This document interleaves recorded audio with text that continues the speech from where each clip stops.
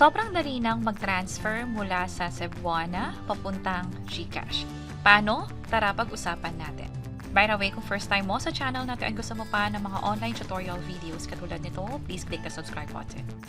Merong easy savings account, isa itong bank account mula sa Cebuana kung saan meron itong libreng insurance at mas mataas yung interest rate na ino-offer.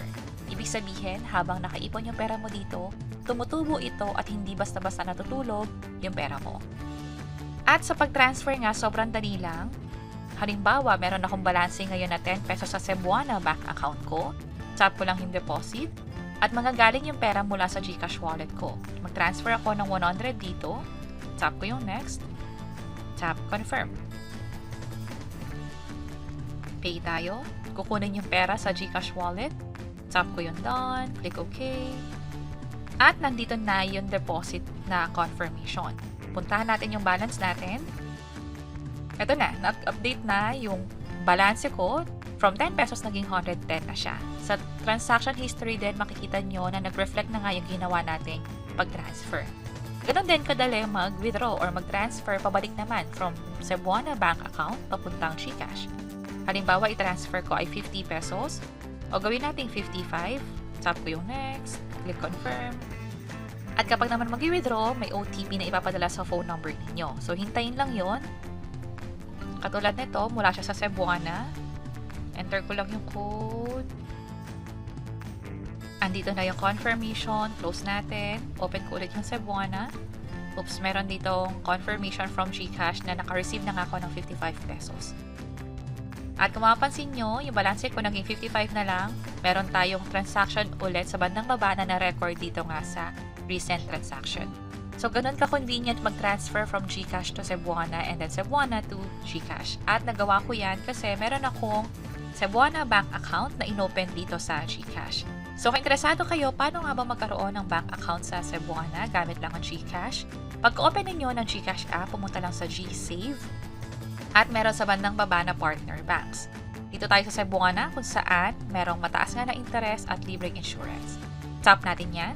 Kapag tinap nyo yan, ito agad yung makikita ninyo. So, hintayin nyo lang mag-load at dapat makita nyo tong part na to kung saan kailangan nyo mag-agree na i-transfer yung data ninyo from GCash to Cebuana. Yung data kasi na yon, halimbawa yung mga ID na ginamit mo nung nagpa-verify ka ng GCash account, maging iba pang detalye katulad ng civil status, place of birth, yun yung gagamitin information para sa pag-open ng Cebuana bank account.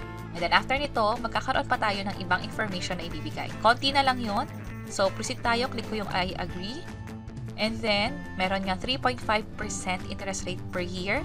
Disclaimer lang na by the time na pinapanood yung itong video na to, baka nagbago na. So, i-double check nyo na lang kung baka tumaas or mas bumaba. And then, minimum deposit dito ay piso. Pero actually, kahit wala nga deposito, makakapag-open ka pa rin ng bank account. Wala rin itong maintaining balance, katulad nito. At ang maganda pa dyan, meron din itong freebie na up to 300,000 pesos. Meron din ditong dormancy kung saan wala itong charges pero pwedeng matag as dormant yung account mo kung sakaling walang deposit or withdraw na ginawa within 2 years. So, ang gawin natin, proceed tayo, click natin tong apply now, and then click lang natin tong okay. Ito yung mga information na galing sa GCash, yung cellphone number, email address. I-check natin yung dalawa sa baba, yung terms and conditions, maging yung pag-consent natin or pagpayag na i-share yung personal data from GCash. I-click tong continue. And then, ito lang yung hihinging information sa atin. 4 lang na set. So, yung una, gender. And then, teen, SSS, GSIS, pwede nyo i-provide pero nakalagay dito optional. So, okay lang na walang info or i-leave ito as blank. Yung dahilan kung bakit tayo nag-open ng account, ito yung pagpipilian. Siguro sa akin, investment and insurance. So, click natin tong next. And then, nasa pangalawa na tayo, source of funds. Ito yung pagpipilian. Pwedeng salary, retirement, other sources, business, or bank deposit. Sa akin, ang pipiliin natin ay yung salary. For employment status naman, 3 yung option mo. Pag self-employed yung pinili, ilagay lang dito yung name of business. Pero kapag naman ang pinili ninyo ay employed na employment status, ilagay lang dito yung kumpanya pinagkatrabahuhan. Sa nature of work, ito naman yung pagpipilian. Kapag naman sa self-employed, balikan lang natin. Ito naman yung nasa listahan nila. So, ito yung nilagay ko and then yung name of business na niregister na rin as self-employed. Click natin yung next. And then address info, mapapansin nyo na provide na yung mga detalye dito. Ito kasi yung information na galing sa GCash. Na-forward lang siya sa Easy Savings or sa Cebuana. Mag-scroll down tayo kasi yung barangay kailangan itong i-update. So kapag okay na yung barangay, i-click lang yung next na button.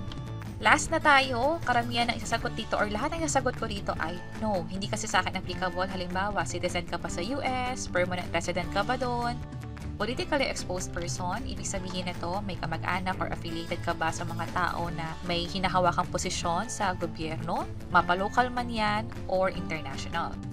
Meron din ditong junket operation business or ito yung may kinalaman sa casino industry. Dito naman sa high-risk jurisdiction, no din ako kasi ito yung tinatanong kung saan nakatira ka ba sa region or sa bansa na merong mataas na cases ng AML or money laundering or yung fraud or scamming pagdating sa mga financial crimes. So sa akin, no lahat. And then click ko na tong submit. Ganon kadali, nakapag-open na tayo ng Easy Savings account sa Cebuana. Makikita nyo, yung total balance nyo rito, meron na rin kayong account number. Katulad ng ginawa natin kanina, madaling mag-deposit, madali din mag-withdraw. At dito sa recent transactions, sa umpisa wala ito, pero as soon as gumawa kayo ng transaction, mare-record siya dito. Dito naman sa profile, makikita ninyo yung updated na interest rate para sa account ninyo. Yung account number na dito rin, maging yung balance. Kung sakaling kailangan nyo ng support or may tanong kayo, pwedeng mag-reach out sa kanila. I-click nyo lang tong contact us para sa iba pang detalye. Andito rin yung frequently asked questions just in case na may iba pang mga katanungan na gusto nyong malinawan, pwede nyong i-check dito sa FAQ section nila. At ganun kadali mag-open ng bank account sa Cebuana gamit lang ang GCash at pwede na rin mag-transfer anytime from GCash to Cebuana and then Cebuana to GCash. Also, kung gusto nyo mag-transfer from other bank to Cebuana account niyo, pwede kasi meron nga ditong account number na siyang pwede magamit as your bank account number sa pag-transfer or pag-receive ng pera. And that's it. Sana nakatulong tong video na to. Kung pakiclick ang like button at para sa iba't ibang mga tutorial videos, pwede nyo i-check itong mga nasa baba. Sana makatulong. See you sa next videos!